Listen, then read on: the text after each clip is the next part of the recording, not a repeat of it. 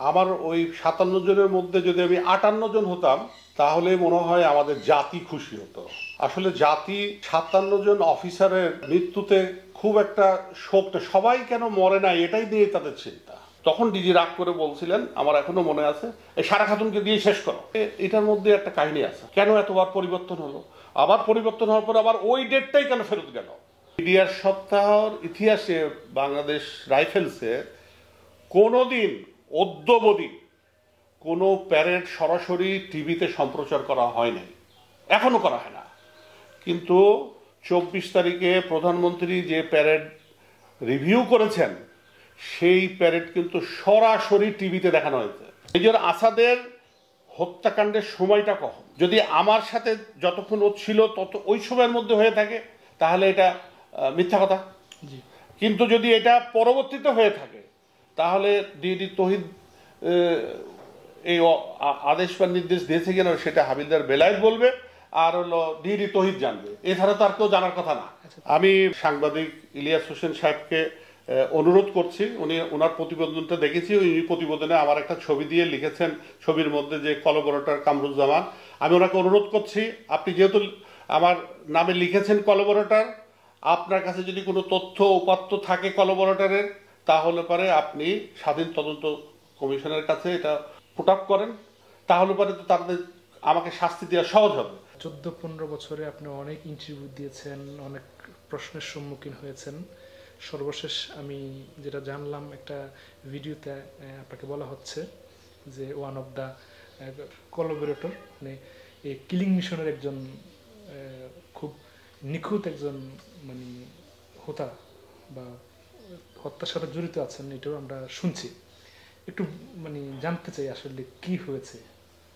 আপনার প্রশ্নের উত্তরে বলি, প্রথম উত্তর হচ্ছে যে ওই ৫৭ জনের মধ্যে যদি আমি ৫৮ জন হতাম তাহলে মনে হয় আমাদের জাতি খুশি হতো।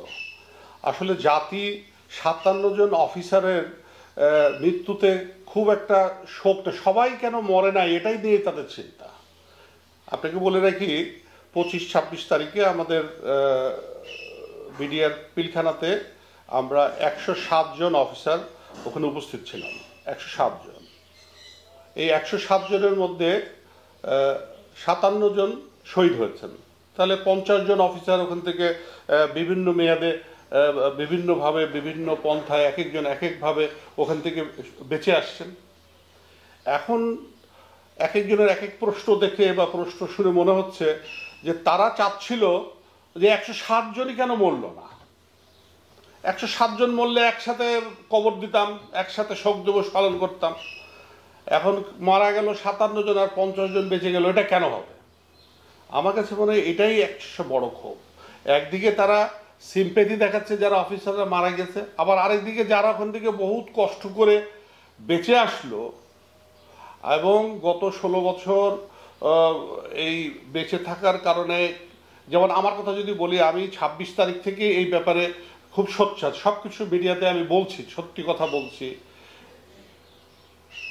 ৫০ জন অফিসার মধ্যে প্রথম দিকে শুধু আমি আর বোধহয় আর ২-১ জন বোধহয় কথা বলেছে, আর কেউ কথা বলে নাই। তো প্রথম দিকে সবাই জানতো যে আমি একাই বোধহয় ওখান থেকে বেঁচে আসছি। এই সারা দেশব্যাপীতে একটা ধারণা ছিল যে আমি বোধহয় একাই বেঁচে আসছি। তার কারণ হচ্ছে যে আমার অবস্থা দেখে বাকি যারা বেঁচে আসছিল কেউ মিডিয়া বা প্রিন্ট মিডিয়াতে ফেস করতো না, কারণ তারা জানে যে ওরা তো বিপদ হচ্ছে, আমি এইসব বলে খামাখা বিপদের মধ্যে পড়বো কেন। তো এখন আমাকে যখন সবসময় তারা মিডিয়াতে দেখছে আমি বলছি, সেটা নট অনলি দ্যাট, আমি ওই ঘটনার পরে ২৫-২৬-এর পরে ১লা মার্চে যে সেনাকুঞ্জে প্রধানমন্ত্রীর সামনেও প্রায় ৪০ থেকে ৪৫ মিনিট আমি ওনার সাথে আমার এই বিষয়টা নিয়ে কথা কাটাকাটি হয়েছে, অনেক কিছু বলেছে, এটা ইউটিউবে গিয়েছে, সারা বিশ্ব এটা শুনেছে কি হয়েছে না হয়েছে। এখন মানুষের ধারণা যে বিডিআরের সব অফিসার মরে গেছে, উনি তো মরেনি। আর বিডিআরের সব অফিসার শহীদ হয় নাই ওই দিনকে। ৫৭ জন শহীদ হয়েছেন, ৫০ জন বেঁচে গেছেন। তার মানে কি, ইট ইজ যারা শহীদ হয়েছেন ৫০ থেকে আরো ৭ জন বেশি, ৫০ জন কিন্তু বেঁচে গেছেন, এবং ৫০ জনের বেঁচে যাওয়ার এক একজনের এক এক রকম কাহিনী। এর মধ্যে যদি কোনো কেউ জড়িত থাকে, আমি একটা সিম্পল বলি, যদি এই বেঁচে থাকা অফিসাররা যদি কেউ জড়িত থাকতো তাহলে তো এই যে বিডিআর সদস্যরা যারা এখন ফাঁসি হয়েছে, তারপরে যাবজ্জীবন কারাদণ্ড হয়েছে, তারা তো নাম করতো যে ওই অফিসার আমাদের সাথে জড়িত ছিল। আমার প্রশ্নটা বুঝেন, তারা নিজেরা ফাঁসি পেয়ে ফাঁসি হয়ে যাচ্ছে, তারা তাদের নামে চার্জশিট তৈরি হচ্ছে, অমুক হচ্ছে, এই হচ্ছে, তখন কি তারা বলতো না যে অমুক অফিসার আমাদের সাথে সহযোগিতা করেছে বা কোনো সাহায্য করেছে বা কিছু করেছে? তারা তো সেটা বলে নাই। তাহলে পরে এখন যারা এই প্রশ্নগুলো তুলছে, এটা অফিসারদের প্রতি যারা মারা গেছে তাদের সিম্প্যাথি দেখানোর জন্য না, তারা দেখাতে চাচ্ছে যে সবাই মরল না কেন। আমার কাছে এটাই এখন মনে হচ্ছে, সবাই যদি মারা যেত তাহলে তারা খুশি হতো। 50 জন মরাতে অনেক সেনা কর্মকর্তা খুব দ্রুত প্রমোশন পেয়েছে, 107 জন যদি মারা যেত তাহলে আরও দ্রুত প্রমোশন পাইতো।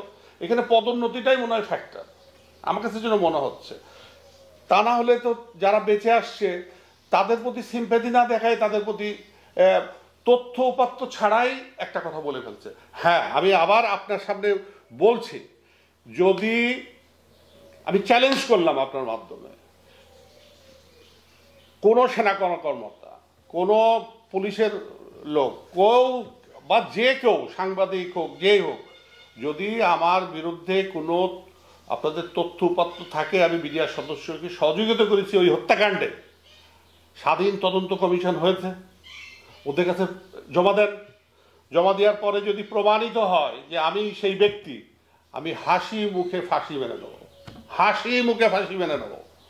স্যার, আমি যেটা জানতে চাচ্ছিলাম যে আপনার সামনে বা আসলে বিডিআর হত্যাকাণ্ডর বেঁচে যাওয়া একজন আপনি সেনা লেফটেন্যান্ট কর্নেল কামরুজ্জামান, সৈয়দ কামরুজ্জামান, মানে আসলে আপনি কি দেখেছেন, কি হয়েছে? আমি একটু এই বিডিআরের আমার কাছে, ও বিডিআর আপনারা সবাই জানেন 2009 সালের বিডিআর সপ্তাহ পালন হচ্ছিল।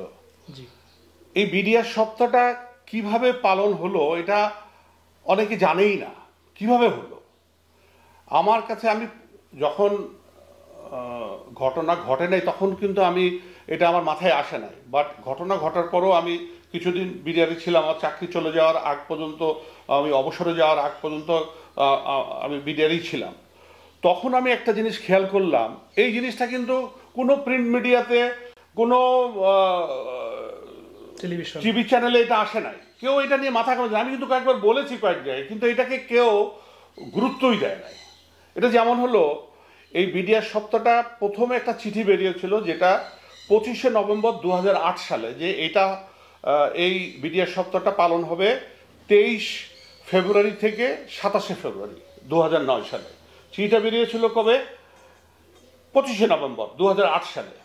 কিন্তু কি কারণে প্রধানমন্ত্রীর কার্যালয় থেকে যারা এই বিষয়গুলো ডিল করে, তারা বিভিন্ন কজ দেখায়, না প্রধানমন্ত্রী থাকবে না, ওখানে যেতে পারবে না, এইসব হবে না, আমরা ওই দিন করা যাবে না, আপনারা ডেট পরিবর্তন করেন। এই ডেট কিন্তু আবার পরিবর্তন হলো। সেই ডেটটা পরিবর্তন হলো কবে? 10ই ফেব্রুয়ারি 2009 সালে। তখন ডেটটা করা হলো 2রা মার্চ থেকে 6ই মার্চ 2009 পর্যন্ত। আপনি ডেটগুলো মনে রাখেন। প্রথম ছিল 23শে ফেব্রুয়ারি থেকে 27শে ফেব্রুয়ারি, তারপরে এবার ডেট পরিবর্তন হলো 2 তারিখ, 2nd মার্চ থেকে 6 মার্চ, যেটা চিঠি বেরোলো 10 ফেব্রুয়ারি 2009 সালে। প্রথমটা বেরিয়েছিল 8 সালে। এই চিঠি বেরোনোর পরেও এটা কিন্তু প্রধানমন্ত্রীর কার্যালয়ের স্টাফদের সাথে কথা বলেই বের করা হয়েছিল। আবার এই চিঠি বেরোনোর পরে আবার বলা হলো, না প্রধানমন্ত্রী থাকবেন না, প্রধানমন্ত্রী ব্যস্ত, সময় নেই, এটা তো উনি যেন আপনারা প্রধানমন্ত্রী ছাড়াই এই কাজটা করেন, প্রধানমন্ত্রীকে এখানে আপনাদের গেস্ট করার দরকার নাই, আপনারা অন্য করে। এই কথাগুলো ডিজিকে বলেছেন। ডিজি এগুলো আমাদের যে ইন্টারনাল কনফারেন্স হয় সম্মেলন কক্ষে, সেই সম্মেলনে ডিজি প্রতিবারই বলছেন যে কেন জানি প্রধানমন্ত্রী এখানে আসতে চাচ্ছেন না। উনি বলছেন যে অন্য কাউকে গেস্ট করে, আমি খুব ব্যস্ত আছি, আমি কেবল সরকারে বসছি, আমার কোনো সময় নাই, তুমি এবার অন্য কাউকে দিয়ে করো। একবার কথা উঠলো যে প্রেসিডেন্ট জিল্লুর রহমানকে দিয়ে করবে, কিন্তু প্রেসিডেন্ট জিল্লুর রহমান বলে ওই এতক্ষণ প্যারেডে দাঁড়িয়ে থাকতে পারবে না ওনার অসুস্থতার কারণে, সেজন্য উনি বাদ।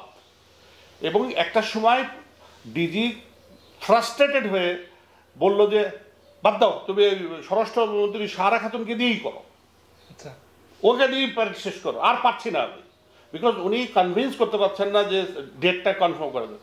আবার দেখেন এই ডেটের পরে আবার 14ই ফেব্রুয়ারি 2009 সালে আবার ডেট চেঞ্জ হলো। সেই চেঞ্জ হয়ে কবে হলো? 21শে ফেব্রুয়ারি থেকে 26শে ফেব্রুয়ারি হলো। সেই চিঠিটা বেরোলো 14ই ফেব্রুয়ারি 2009 সালে।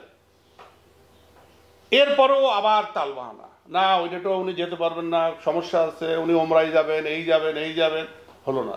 তখন ডিজি রাগ করে বলছিলেন, আমার এখনো মনে আছে, এই সারা খাতুনকে দিয়ে শেষ করো। তখন আমরা যারা উপস্থিত ছিলেন তখন জেনারেল শাকিল, যিনি মারা গেছেন, জেনারেল শাকিল রাগ করে বললেন যে সারা খাতুন দিয়ে শেষ করো, আর পারছি না আমি এটা নিয়ে। তখন আমরা সবাই ওনাকে রিকোয়েস্ট করলাম যে স্যার সারা খাতুনকে দিয়ে কোনোদিন এই প্যারেড তো প্রাইম মিনিস্টার নিচে কেউ করে না, এখন যদি স্যার এটা করে তাহলে এটা ইমেজটা নষ্ট হয়ে যাবে, স্যার আবার একটু চেষ্টা করেন। আবার স্যার চেষ্টা করার পরে এইখানে একটা আশ্চর্য বিষয় যেটা আমার মাইন্ড স্ট্রাইক করেছে, যে পরবর্তীতে 18ই ফেব্রুয়ারিতে যে চিঠিটা বেরোলো সেইখানে কিন্তু ওই প্রথমে যে ডেটটা ছিল 23শে ফেব্রুয়ারি থেকে 27শে ফেব্রুয়ারি, সেই ডেট দিয়ে আবার একটা চিঠি বেরোলো 18ই ফেব্রুয়ারি। এর মধ্যে কিন্তু 3 বার পরিবর্তন হয়েছে, কিন্তু ঘুরে ফিরে কিন্তু সেই প্রথম ডেটটাই কিন্তু এখানে আসলো। এটা কিন্তু একটা ইন্টারেস্টিং ব্যাপার। এতগুলো ডেট চেঞ্জ করার পরে ফাইনাল হলো কিন্তু ওই 2008 সালের 25শে নভেম্বর যে ডেটটা ঠিক হয়েছিল সেই ডেটটাই কিন্তু আবার হলো।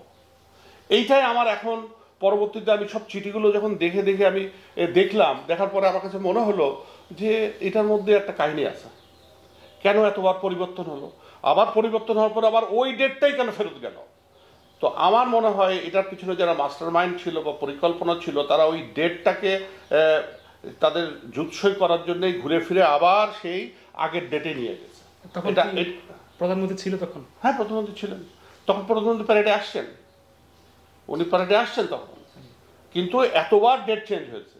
এই জিনিসটা আমি প্রথম থেকেই বলার চেষ্টা করতেছি, কিন্তু কেউ এই বিষয়টাকে গুরুত্ব দিচ্ছে না। কেন এতবার চেঞ্জ হলো?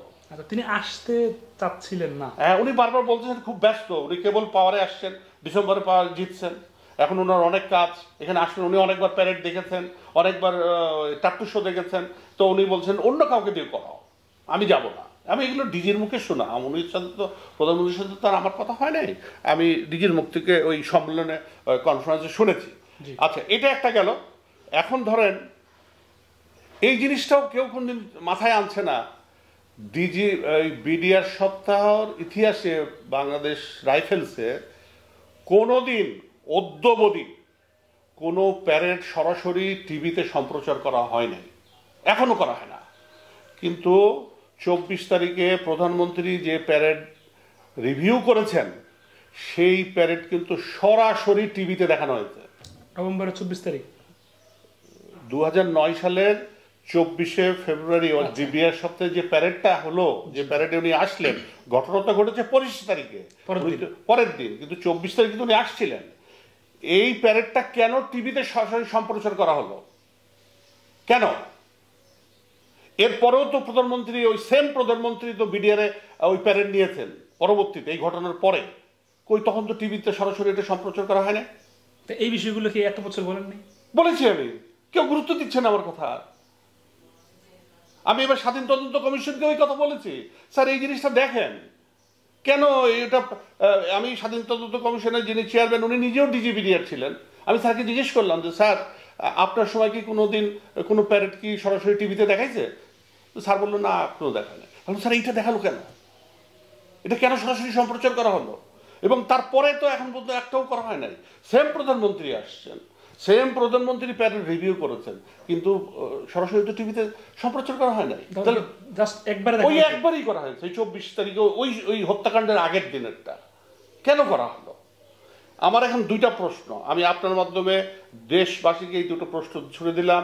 কেন বারবার এই ডেটটা পরিবর্তন করে সেই প্রথম সেই ডেটটাই আসলো? এই ডেটগুলো বিডিআর হেডকোয়ার্টারে গেলে সব পাওয়া যাবে, চিঠি তো সব আছে, এবং বাংলাদেশ টেলিভিশনে গেলে পরে ওই পুরো প্যারেডটাই তো ওখানে আছে। কেন ওই দিনকে ওই প্যারেডটা সরাসরি সম্প্রচার পরবর্তীতে কেন করা হলো না?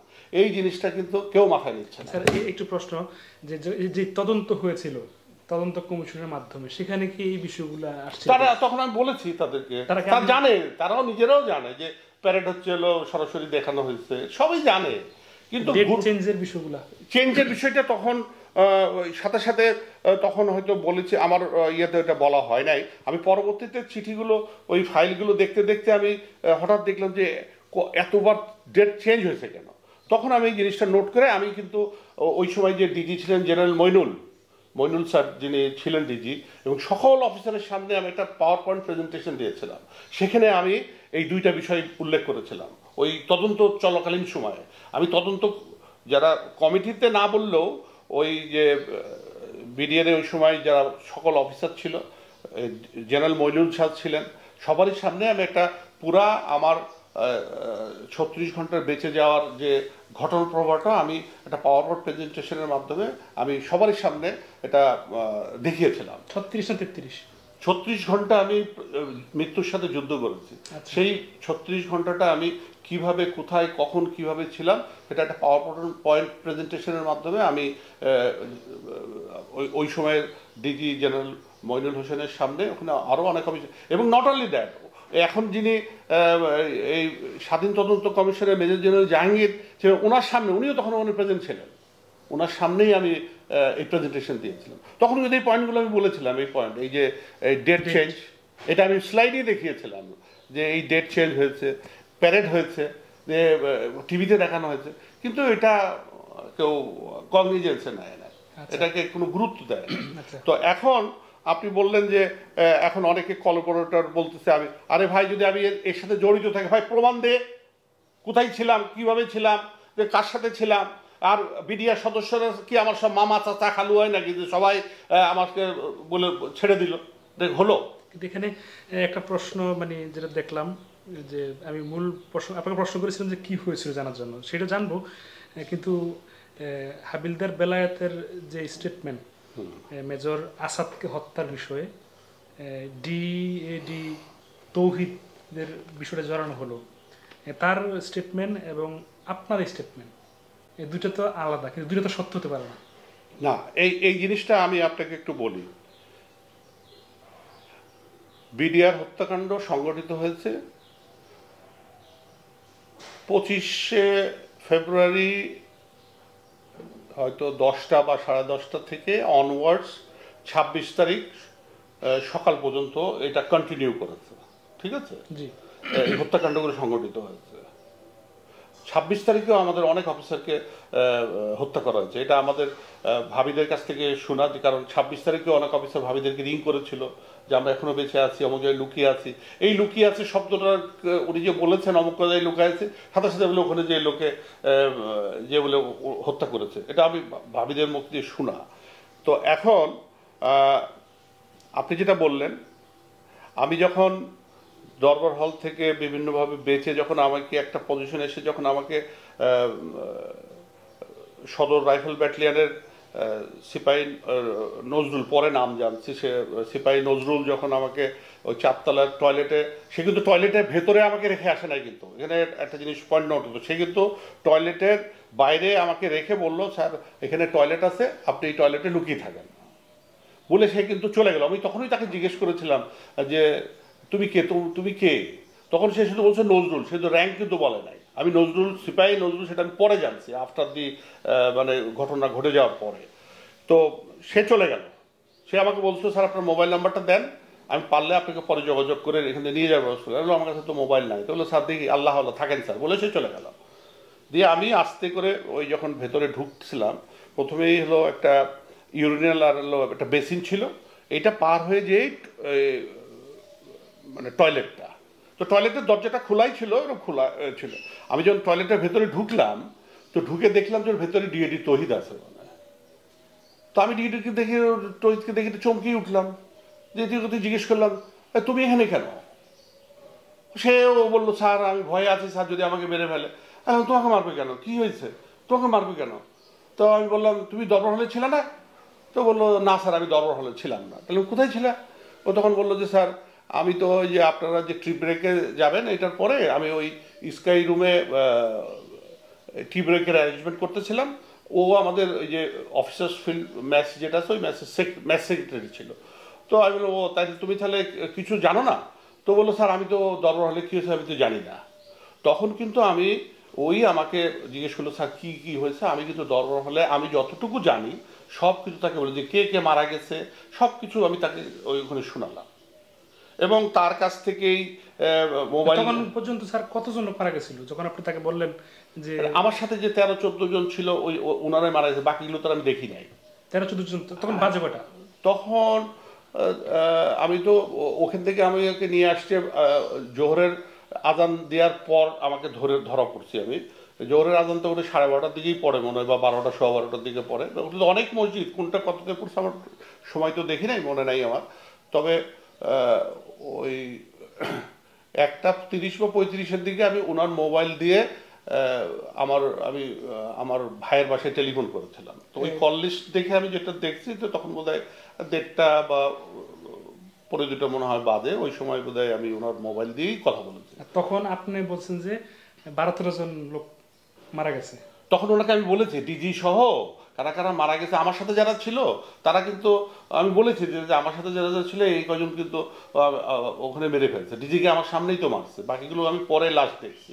আমি যখন টয়লেট থেকে আমাকে ধরে এসে পরে, বাট আমি শুধু প্রথম অবস্থায় শুধু ডিজিকেই মারা দেখছি, আর কাউকে মারা দেখছি। যে শাকিল, যারা শাকিলকে আমরা সবাই দেখছি, আমরা ওনার মৃত্যুটা আমরা যে কয়জন ওই লাইনে ছিলাম, এক লাইনে সিঙ্গেল লাইনে নিয়েছিলাম, আমরা সবাই দেখেছি। কিন্তু পরবর্তীতে এলোপাথরি গুলিতে এদিক এদিক সে জলের সময় এদেরকে, আমি তো টয়লেটে ঢুকে লুকাই গেলাম, আমাকে ফলো করে আর কেউ টয়লেটে আসে নাই, একজন বিভিন্ন জন বিভিন্ন দিয়ে গেছে, তখন ওই যে বিভিন্ন জনকে বিভিন্ন মারছে। আমি বেরোয় পরবর্তীতে আমার পরিচিত কয়েকজনের ডেড বডি আমি দরবার হলেই দেখেছিলাম। এখন প্রশ্ন হচ্ছে, আমি একদম ক্লিয়ার করে বলছি, এতে কোনো সন্দেহ নাই, ডিএডি তৌহিদ আমার সাথে যতক্ষণ ছিল ওখানে, তার ব্যবহারে বা তার গেস্টার পোস্টারে আমার কাছে মনে হয় নাই যে সে এর নেতৃত্ব দিচ্ছে, এই হত্যাকাণ্ডের নেতৃত্ব দিচ্ছে, আমার কাছে মনে হয় নাই। আচ্ছা, কেন মনে হয় নাই? কারণ সে কয়েকজনকে টেলিফোন করতেছিল, দেখলাম তার পরিচিত আর্মি অফিসার অনেক আছে, তার সাথে রিং করে এসে বলছো স্যার আমাকে একটু বাঁচান স্যার, যদি আমাকে কেউ বিপদে ফেলে। দেখেন তুমি এত লোককে রিং করতেছো কেন, তোমাকে কেন বিপদে ফেলবে? সে কিন্তু বারবার বলতেছিল, কিন্তু সে কেন তাকে বলতেছিল যে সে বিপদে পড়তে পারে, এই এই জিনিসটা আমি কিন্তু তখন বুঝতে পারিনি, এখনো বুঝতে পারছি যে কেন বিভিন্ন অফিসারকে রিং করে সে এই কথা বলছিল। তার সাথে কিন্তু অনেক অফিসারের সাথে যোগাযোগ ছিল, ও আবার ইউন মিশনও করেছিল, সেই কারণেও অনেক অফিসারের সাথে ওর একটা পরিচিতি আছে। স্যার এটা আপনার সামনে বলছে, তার মানে আপনাকে দেখানোর জন্য হতে পারে না? হতে পারে, অসম্ভব কিছু না। বাট আমার সামনে কাউকে কোনো আদেশ নির্দেশ দিতে আমি দেখি নাই যে এই কাজ করো, এই তুমি ওই দিক যাও, তুমি এই করো। বরঞ্চ এবং আমি একবার ওনার মোবাইলে ওনার বাসা থেকে ওনার ওয়াইফ টেলিফোন করে বললো, ওনার বাসাতে বিডিআর সদস্যরা আসছিল ডিএডি তৈদকে খুঁজতে। আমি বলছি আমি তো জানি না ওরা তো কোথায় আছে। তখন ডিএডি তৈদ উত্তরে দিলে বললো যে এবার আসলে বললো যে আমরা জানি না কোথায় আছে। এই কথা কিন্তু আমার সামনেই বলল। কাকে কাকে? ওই ডিএডি তৈদের ওয়াইফ তাকে কল করেছিল, কল করে বললো কিছুক্ষণ আগে কিছু বিডিআর সদস্য আসছিল, দরজা ধাক্কা দিয়ে বলছে ডিএডি তৈরি আছে নাকি। তো তখন ওনার ওয়াইফ বলছে যে না উনি তো এখানে নাই, কোথায় আছে আমি জানি না। তো উনি তখন উত্তরে বললো যে পরও যদি কেউ আসে বলবো আমি জানি না কোথায় আছে। সেটা কিন্তু আমার সামনেই বলেছে। তো এখন আমি আপনাকে একটা একদম ক্লিয়ার করে বলতেছি, আমার এখান থেকে ডিএডি রহিম তাকে এসে নিয়ে গেল। ডিএডি রহিম এক সময়, আমি যখন এখানে একটা জিনিস আপনাদের একটা ক্লিয়ার করি, অনেকেই বলে যে আমি কমিউনিকেশনের হেড ছিলাম। আমি কমিউনিকেশনের হেড ছিলাম না। আমি ওখানে দুইটাই, একটা মাত্র সেক্টর ছিল সিগন্যাল সেক্টর, সেই সিগন্যাল সেক্টরে 2 জন অফিসার ছিল। একজন অফিসার লেফটেন্যান্ট কর্নেল তাসনিম, যিনি সেক্টর কমান্ডার ছিলেন, ওনার সাথে সম্ভবত আরেকজন অফিসার ছিল মেজর তারেকুজ্জামান, 2 জন অফিসার ছিলেন। এটাই সিগন্যাল সেক্টর সিগন্যাল সেক্টরের এই 2 জন অফিসার, যারা বিডিআর এর কমিউনিকেশন যোগাযোগ ব্যবস্থাটা দেখাশোনা করত। ঠিক আছে স্যার, এখানে একটা আপনি ক্লিয়ার করি, আগে শুনে নেন আগে, তারপরে প্রশ্ন করেন। এটা গেল সিগন্যাল সেক্টর। আর আমি ছিলাম বিডিআর সদর দপ্তরের প্রত্যেকটা একটা ডাইরেক্টরেট আছে, মানে পরিদপ্তর আছে, ডাইরেক্টরের বাংলা হলো পরিদপ্তর। আমি ছিলাম যোগাযোগ পরিদপ্তরের জিএসও 1, জেনারেল স্টাফ অফিসার 1। আমার উপরে ছিল ডাইরেক্টর, পরিচালক ছিলেন আমার। আমার পরিচালক আমারই কোর্সমেট কর্নেল মশিউর রহমান কিন্তু এখানে শহীদ হয়েছেন। অনেক সেনা অফিসার, অনেক সিভিলিয়ান বলেছে যে সিগন্যালের কোনো অফিসারই মারা যায় না। আমাদের এই বিডিআর 57 জনের মধ্যে আমাদের সিগন্যালের 2 জন ফুল কর্নেলের অফিসার ছিলেন। একজন সেক্টর কমান্ডার ছিলেন কর্নেল মোয়াজ্জেম, তিনিও শহীদ হয়েছেন, উনি সিগন্যাল অফিসার। আমার পরিচালক কর্নেল মশিউর রহমান, আমার ইমিডিয়েট বস, তিনিও শহীদ হয়েছেন। তো যে মানুষ যে কথা বলছে এগুলো মিথ্যা কথা। আমরা ওখানে ঢাকাতে কর্মরত ছিলাম, আমাদের এখানে দুইজনের মধ্যে কিন্তু আমার পরিচালক শহীদ হয়েছেন। আর আমরা কমিউনিকেশনের সাথে যোগাযোগের সাথে আমাদের কোনো সম্পর্ক নাই। আমরা অফিসিয়াল কাজ করতাম, সেট কিনলে এবারে ওই সিগন্যাল সেক্টর যে ওরা ইয়ে করতো, ওই প্র্যাকটিক্যাল কাজ সব সিগন্যাল সেক্টরের মাধ্যমে হতো। মানুষ বলে আমি বলে ওখানকার সিও ছিল, ওখানে সিও বলে কোনো পদই ছিল না। এখানে আমি একটা প্রশ্ন করতে চাই স্যার, যে আমি দুঃখিত যে ডিইডি তহিদ তো বাথরুমে লুকিয়েছিল, মানে এই বিষয়টা এরকম ভাবে প্রশ্ন করা যায় কিনা যে ডিইডি তহিদকে আপনি চিহ্নিত করার জন্য, নিশ্চিত করার জন্য কোথায় আছে সেই জন্য বাথরুমে গেছেন বা দেখতে গেছেন আছে কিনা? না, এই ধরনের কিছু না। বিকজ যে আমাকে তো মেরেই ফেলতেছিল যখন যে লোকটা আমাকে নিয়ে আসছে, সৈনিকটা নজরুল, তো জানতো না যখন কেউ আছে না। আমি প্রশ্ন করলাম না, কারণ হচ্ছে সে প্রথমে আমাকে ছাদে নিয়ে যেতে চাচ্ছিল, আমি ছাদে যাই নাই। জি, সব কিছু জানতে হবে তো। সে প্রথমে বলছিল স্যার ছাদে রেখে আসি আপনাকে, আমি ছাদে যাই নাই। তারপরে সে বলছিল যে স্যার অন্য কোনো রুমে রাখা যায়, আমি যে বলছি না আমি যাবো না। তখন সে বললো স্যার চলতে থাকেন। এখন ওখানে 1 তালা ছিল, 2 তালা ছিল, 3 তালা ছিল, একদম উপর তালা পর্যন্ত নিয়ে যে সে টয়লেটেও ঢোকে নাই, সে নিজেও জানে না ওর ভেতরে কি আছে না আছে। সে কিন্তু ওই মোড়ে রেখে সে চলে গেছে। আমি না সাডেনলি যে দেখলাম ওখানে, মানে তাৎক্ষণিক এই জিনিসটা কেন মনে হলো যে আপনি বাথরুমে যাবেন? আমি তো বাথরুমে যাই না। আচ্ছা আচ্ছা, ওই নজরুলজি তো আমাকে নিয়ে যেয়ে বলছে স্যার এই টয়লেটে আপনি লুকিয়ে থাকেন, আমি কেন যাব? আমাকে তো ও লাথাতে ওখানে নিয়ে গেছে। মানে সে একটা গ্রুপ আমাকে মেরে ফেলতে চাচ্ছিল, ওখান থেকে সে আমাকে পরে সে বলছে যে স্যার আমি আপনাকে একটু মারধর করছি, লাথি টাথি মারছি, স্যার মনে কিছু করেন না, আমি ওদের হাত থেকে আপনাকে বাঁচানো। ওই সৈনিককেও আমি চিনি না। ওই সৈনিক বলে আমাকে চিনে, বিকজ ও বলে ওই বিডিআর সদর দপ্তরের রেজিমেন্টাল পুলিশ থাকে না, সে রেজিমেন্টাল পুলিশ ছিল। তো ওই আমি বিকালে হাঁটতাম, ওই থাকতে জিজ্ঞেস করতাম এই কেমন আছিস, ভালো আছিস, কবে ছুটে গেছে, বাসার সব ভালো। এই ভালোবাসাতেই সে বলে আমাকে বাঁচিয়েছে। সে পরে আমাকে বলছে, আমি তাকে জিজ্ঞেস করছি তুই আমাকে বাঁচালি কেন ভাই, তোকে তো আমি চিনি না, তুই তো আমার আন্ডারে চাকরি করিস না। বলে স্যার আমি আপনাকে চিনি, আপনি তো রোজ বিকালে হাঁটতেন, ওই তখন আপনাকে আমি দেখতাম, আপনি আমার সাথে মাঝে মাঝে কথা বলতেন, আপনি হয়তো আমাকে চিনেন না, বাট আমি আপনাকে চিনি। কিন্তু সে ও কি ও নিয়ে যে ওখানে, আমি তো স্বেচ্ছায় ওই টয়লেটে যাই নাই, ও তো ওই আমি তো ওই বিল্ডিংই তো ঠেলে সে নিয়ে গেছে। এখন হচ্ছে এই যে ডিইডি তহিদের মধ্যে হঠাৎ ডিইডি তহিদ আবার আমাকে বলল যে স্যার দুইজনেই যদি টয়লেটের মধ্যে বসে থাকি, সে কিন্তু আমাকে আর বলছে, আমি কিন্তু ওই টয়লেটের জানলা দিয়ে কী হচ্ছে না হচ্ছে সব নিচে দেখার চেষ্টা করতে, সে কিন্তু আমাকে নিষেধ করতে, স্যার এরকম দেখেন না, হট করে যদি কেউ দেখে ফেলে সে কিন্তু ক্ষতি হবে, তা আপনি বসে থাকেন নিচে। তখন আবার সে বললো যে স্যার দুইজনে যদি টয়লেটে থাকি তাহলে তো স্যার হঠাৎ করে কেউ ঢুকলে এটা অঘটন ঘটে যেতে পারে, তো আপনি টয়লেটের ভেতরে থাকেন আর আমি ওই যে ইউরিনাল আর বেসিনের যে দরজা আছে আমি ওই দরজায় বসি। তখন কিন্তু আমাদের দুজনের মধ্যে একটু গ্যাপ হয়ে গেল, কিন্তু আমি টয়লেটে থাকলাম, ও কিন্তু সামনে যেয়ে বসলো, তখন আর কথা হয় নাই, কিন্তু ও সামনে বসেছিল। এরপরেই কিছুক্ষণ পরে দেখলাম যে ও বেরোয় গেল এবং ও কার সাথে যেন কথা কাটাকাটি হচ্ছে। ওর বের হওয়ার সময় আপনাকে বলে গেছিল? না না, ওই জাস্ট ওইখানেই, মানে সামনেই, ও তো দরজার মুখে ছিল, দরজা থেকে যে ওখানেই, না হলে তো আমি কথা শুনতে পারতাম না। দেখলাম যে ওর মধ্যে একটা কথা কাটাকাটি চলতেছে। তো আমার তখন তো আমার মৃত্যু নিয়ে চিন্তা, আমি তখন ভাবতেছিলাম যে সম্ভবত মনে হয় আমাকে কেন মারা হয় নাই বা কিছু হয় না, এই জন্য ওকে চার্জ করতেছে, এটা আমার ধারণা হচ্ছিল। পরে দেখলাম যে কি হয়েছে, দেখলাম একজন লোক ভেতরে হেঁটে আসতেছে, তো আমি হয়তো ওই দরজার ফাঁকে লুকিয়ে গেলাম। লুকায় যাওয়ার পরে দেখলাম যে ভেতরে ঢুকলো। আর ওই সময় ওই যে কথা বলছিল না, তো গলাটা আমার কাছে খুব পরিচিত মনে হচ্ছিল। ওটা ডিইডি রহিমের গলা ছিল। ডিইডি রহিম কিন্তু আমার এক সময়, আমি যখন সিগন্যাল সেক্টরে ছিলাম, এই বর্তমান পোস্টিংয়ের আগে কিছুদিন ওখানে চাকরি করেছিলাম, সে আমার কোয়ার্টার মাস্টার ছিল। তখন আমি ভাবলাম তাহলে বোধহয় ওই চাকরি করার সময় বোধহয় আমার কোনো ব্যবহারে হয়তো সে অসন্তুষ্ট হয়েছিল, সেই জন্য বোধহয় সে ওর সাথে রাগারাগি করতেছে, এটা কিন্তু আমার ধারণা। কিন্তু দেখলাম যে ডিএডি রহিম আসলো, এসে কিন্তু আমাকে স্যালুট করেছে, এটা কোনো মিথ্যা কথা নেই। সে স্যালুট করে আমাকে বললো, স্যার আপনি বেঁচে আছেন, স্যার আমরা যাচ্ছি। আমি কোথায় যাচ্ছ? বলে স্যার আমাদেরকে এখন নেতা বানাইছে, আমাদেরকে এখন প্রধানমন্ত্রীর কাছে নিয়ে যাচ্ছে।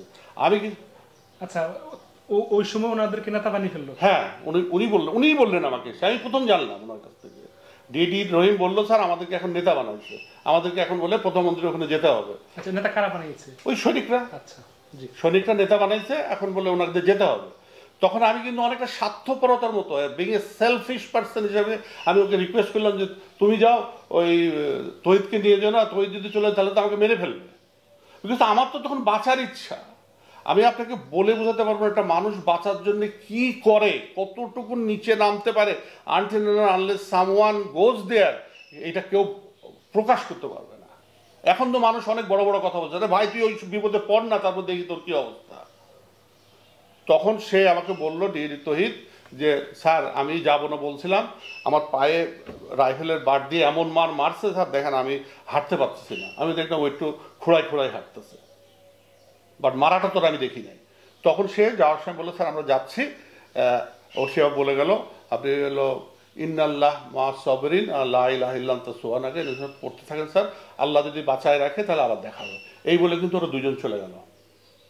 আচ্ছা, এই যে গেল, এরপরে আর আমার সাথে, আমি যখন বের হয়ে আসি, মানে 26 তারিখে আসরের নামাজের সময় যখন বের হয়ে আসি, তখন ডিএডি রহিমের সাথে আমার ওই গেটের সামনে দেখা হয়েছিল। ও আবার এসে আমাকে সালাম দিয়ে বললো, স্যার আল্লাহর অশেষ রহমত, স্যার আপনি এখনো বেঁচে আছেন। এটা কিন্তু বলছে ডিএডি রহিম। আচ্ছা, ডিএডি তহিদের সাথে কিন্তু আমার দেখা হয় নাই। ডিএডি রহিম কিন্তু জেলে মারা গেছে, জেলখানাতে। রহিম, হ্যাঁ, ডিএডি রহিম জেলখানাতে মারা গেছে। তো এই ডিএডি রহিমই কিন্তু ডিএডি তহিদকে নিয়ে আসছে। এখন আপনার এই প্রশ্নের উত্তরটা আমি ক্লিয়ার করি, মেজর আসাদে যে ক্লিয়ার করলেন। এখন ডিএডি তহিদ আমার কাছ থেকে চলে আসলো কখন? ওই 2টা হোক, সোয়া 2টা হোক, ওই সময় যে নেতা বানায় তাকে নিয়ে গেল। এই নেতা বানায় যাওয়ার পরে সে প্রধানমন্ত্রীর ওখানে গেল। এখন ও যে যদি প্রধানমন্ত্রীকে না বলে থাকে যে কারা কারা মারা গেছে, আমার কাছ থেকে যেগুলো শুনেছে সেই যদি ও প্রধানমন্ত্রীকে কনভে না করে বা যদি না বলে থাকে, তাহলে সে অন্যায় করেছে।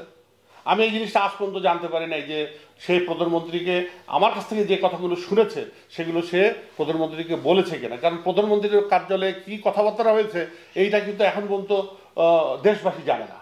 আমি এই ব্যাপারে ওই সময় ডিজি জেনারেল মইনুলকে অনেকবার জিজ্ঞেস করছি, স্যার ওই তৈদের তো আপনারা ইন্টারভিউ নেন, আমি তো আর নিতে পারি না, আমি কথা বলতে পারি না। ও কি স্যার ওই প্রধানমন্ত্রীকে বলছিল যে আমার কাছ থেকে যা যা শুনেছিল প্রধানমন্ত্রীকে বলেছে? স্যার কিন্তু আমাকে তেমন ডাইরেক্ট কোনো উত্তরই দেয় না।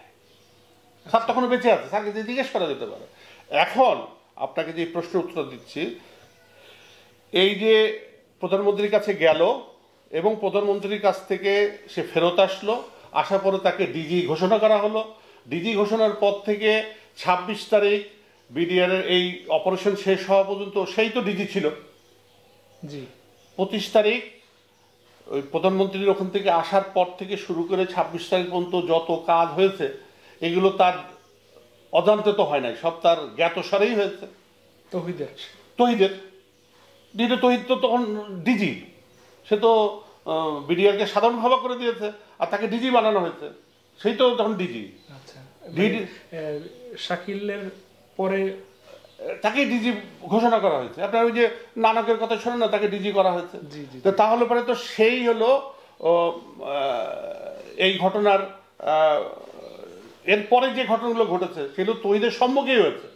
এখন তৈদিকে গান পয়েন্টে করিয়েছে না কি করেছে এটা তো আমি জানি না, এটা তো ডিএডি তহিদ বলতে পারো, কারণ আমি তার ওখানে ছিলাম না, আমি জানি না।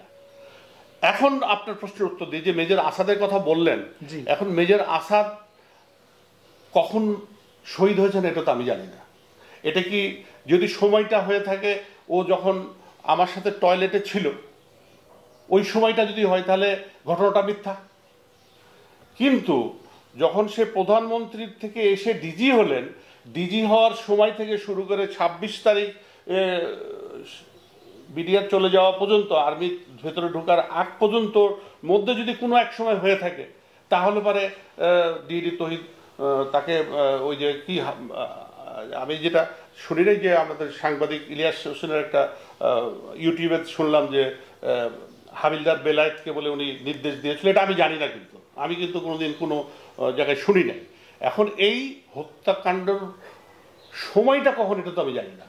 ওই সময়টা যদি যতক্ষণ পর্যন্ত আমার সাথে ডিডি তহিদ টয়লেটে ছিল, যদি ওই সময়টা হয়ে থাকে, তাহলে আমি আপনাকে একদম মানে আমার সামনে কোনো এই ধরনের অর্ডার দিতে আমি ডিডি তহিদকে দেখিনি।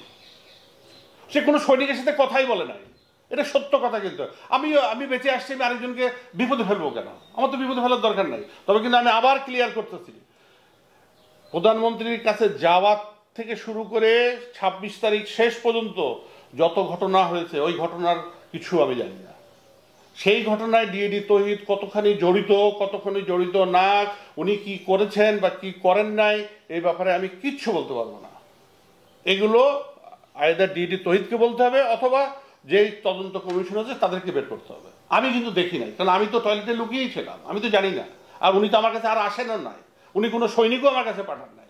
আমি পরবর্তীতে ধরা পড়েছি, অত্যাচারিত হয়েছে, আমাকে আবার নিয়ে গেছে, সেটা অন্য বিষয়। আর একটা বিষয় হচ্ছে যে তার পরবর্তী সময়, আমি যেটা শুরুতে প্রশ্ন করেছিলাম যে আসলে কি হয়েছিল, কি দেখেছেন। আপনার তো ২৬শে ফেব্রুয়ারি ২০০৯ থেকে এখন অবধি অনেক কথাই বলে আসছেন, ইন্টারভিউ দিয়ে যাচ্ছেন, মানে এটা বলা যায় কিনা আসলে কি হয়েছে? আর আপনাদের এর আগে একটা কথা বলেছেন যে প্রধানমন্ত্রী বিডিআরদের যে একটা সভা হয়, দিবস হয়, সেখানে তিনি যেতে চাননি, পরে গিয়েছেন। কিন্তু তার আগে না, এখানে একটা বলি, ওই অনুষ্ঠানের মধ্যে ওনার 2 দিনের দাওয়াত ছিল। একটা দাওয়াত ছিল বিডিআর প্যারেড, উনি বিডিআর প্যারেড করেছে, প্যারেড রিভিউ করেছেন এবং অফিসারদের সাথে উনি সম্মেলন কক্ষে তার মত বিনিময় করেছেন, দিয়ে উনি চলে গেছেন। দুপুরবেলায় এলো দরবার হয়েছে, এই কি বলে প্রীতিবোধ হয়েছে, সেখানে স্বরাষ্ট্রমন্ত্রী সারা খাতুন প্রধান অতিথি ছিলেন, আরও অনেক গণ্যমান্য ব্যক্তি উপস্থিত ছিলেন। রাত্রে হওয়ার কথা ছিল টাট্টু শো, এই টাট্টু শোতে উনি আসতে চান নাই। উনি বলেন পরে আগে যে ডেটগুলোর কথা বললেন, কোনটা আগে যে ডেট, এখানে তো উনি আসতে চান নাই। কোনটা? না, উনি তো এই অনুষ্ঠানেই আসতে চাচ্ছিলেন না। জি, আমি তো সেটাই বলছি। উনি আমি দিদির কাছ থেকে যতটুকু শুনেছি সম্মেলনের মধ্যে, উনি বলেছেন যে প্রধানমন্ত্রী বলে খুব ব্যস্ত, খুব বিজি, উনি সময় করতে পারছেন না, এত সময় বিডিআরে দিতে পারবেন না। এই জন্য উনি বলে রিকোয়েস্ট করেছেন অন্য কাউকে নিয়ে এবার প্রোগ্রামটা করার জন্য। এই জন্য কিন্তু আমি বললাম না, প্রেসিডেন্ট জিল্লুর রহমানকে নিয়েও এই অনুষ্ঠানটা করার কথা ছিল, কিন্তু প্রেসিডেন্ট জিল্লুর রহমান ওইখানে ওই স্টেজে যতক্ষণ দাঁড়িয়ে থাকতে পারবেন না। জি, যে পরে যে টাট্টু শোর কথা বললেন, পরে টাট্টু শোতে উনি আসেন নাই। পরে একটা ডিনারের দাওয়াত ছিল, ওইটাও তো উনি আসবেন না বলছেন। টাট্টু শো তো আর ২৪ তারিখে হওয়ার কথা ছিল না, ২৪ তারিখে রাতে টাট্টু শো হয়েছে। সেই টাট্টু শো কিন্তু ফাইনাল রিহার্সাল হয়েছে, ওটা কিন্তু অডিয়েন্সের জন্য না, ওটা হচ্ছে ২৫ তারিখ রাত্রে যে টাট্টু শোটা হওয়ার কথা ছিল সেটার ফাইনাল রিহার্সাল হয়েছিল ২৪ তারিখ, যেদিনকে প্যারেড হয়েছিল সেই প্যারেডের রাতে কিন্তু হয়েছে। ওটা কিন্তু আমরা ছিলাম ওখানে উপস্থিত, বুঝতে পেরেছেন? এবং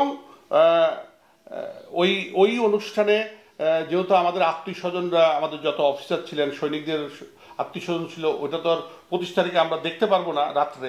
সেই জন্য ওই দিনকে বলা হয়েছিল যে কারোর যদি আত্মীয় স্বজনরা এসে ওই প্যারেড দেখতে চায়, মানে টাট্টু শো দেখতে চায় ২৪ তারিখ রাতে যেটা হয়েছে, তাহলে এসে দেখতে পারে। আমারও অনেক আত্মীয় স্বজন, অনেক অফিসার আসছে, অনেক সৈনিকের আসছে, অনেক জেসিওর আসছে, এসে তারা ওই টাট্টু শো ২৪ তারিখ রাতে যেটা হয়েছে সেটা দেখেছে। ওটা ছিল টাট্টু শোর ফাইনাল রিহার্সাল, জিনিসটা বুঝতে হবে কিন্তু আপনাকে। এটা ফাইনাল হওয়ার কথা ছিল ২৫ তারিখ রাতে, সেখানে ওই টাট্টু শোর পরে যেহেতু রাত হয়ে যাবে, ওখানে ডিনারও ছিল, ওই টাট্টু শো তো উনি আসতে পারবেন না বলেছেন। এবং ডিনার, আপনি যদি সেনাকুঞ্জে ১লা মার্চে যে কথোপকথন যখন হচ্ছিল, এক পর্যায়ে উনি বলছেন, উনি প্রধানমন্ত্রী নিজে থেকেই বলছেন, ওই আপনি যদি ইউটিউবে শুনে দেখেন, যে বলছেন যে হ্যাঁ আমাকে শাকিল বলেছিল ওই ইয়েতে যেতে, আমি বলেছিলাম যে টাট্টু শো আমি অনেকবার দেখেছি, আমার সময় নাই, তোমরা এটা ওর করো, আমি ওখানে যেতে পারবো না। এটা কিন্তু ওই দিনও উনি বলেছেন, তো উনি ওইটা তো আসবেন না বলেছেন। ওই দিনকে উনি, ওটা হয়ই নাই, ২৫ তারিখে তো হত্যাকাণ্ড শুরু হয়ে গেছে, ওই অনুষ্ঠান তো আর হয় নাই। তো আপনাকে কিন্তু আমি ডিডি তহিদের বিষয় এবং ডিডি রহিমের বিষয়টা কিন্তু একদম ক্লিয়ার করে দেবেন, কোনো সন্দেহ নাই। ডিডি রহিম এসে ডিডি তহিদকে নিয়ে গেছে ডিডি তহিদ আমাকে নিজে বলেছে, স্যার আমাকে নেতা বানিয়েছে, আমাকে না আমাদেরকে, আমি যাব না বলে আমি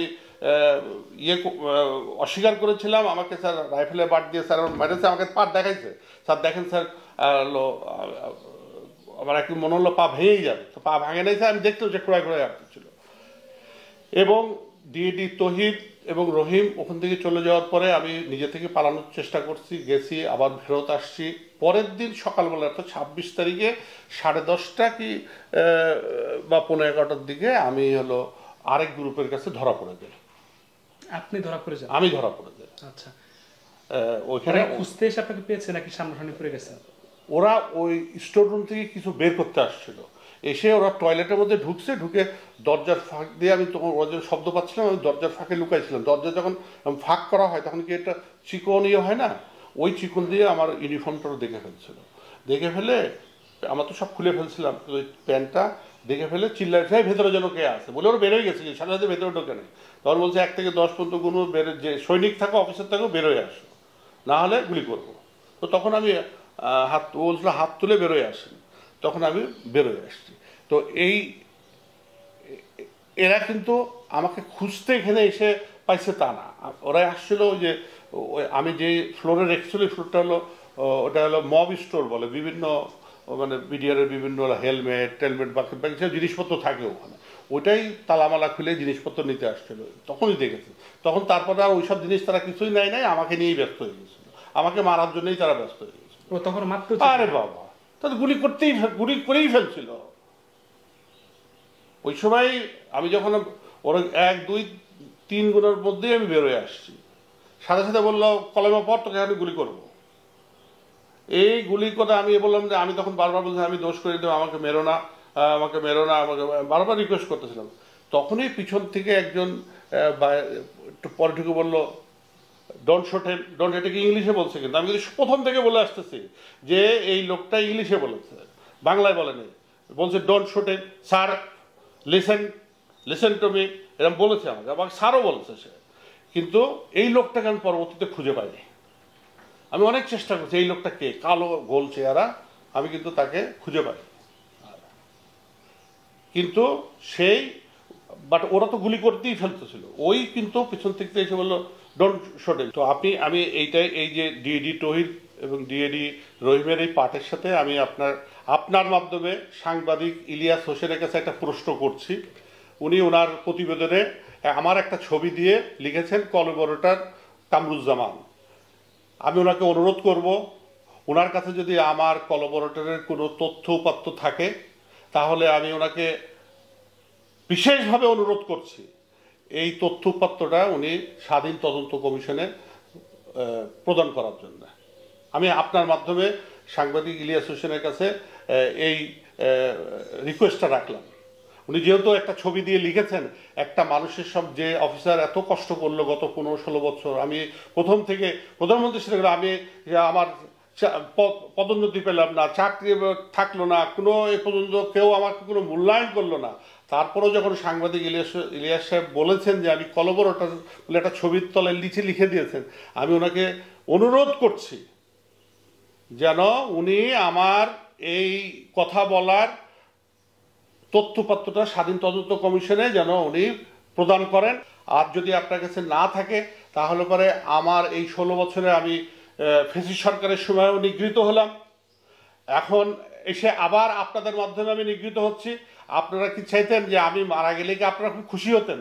এই যে আরো 49 জন যে অফিসার বেঁচে আছে, কই এদের সম্বন্ধে আপনাদের কোনো সমস্যা নেই? আমার ব্যাপারে আপনাদের এত সমস্যা নেই, যেহেতু আমি কথা বলেছি, আমি বলেছি বলেই তো আপনারা জানতে পারছেন এত ঘটনা। আমি যদি না বলতাম তাহলে জানতে পারতেন ঘটনা?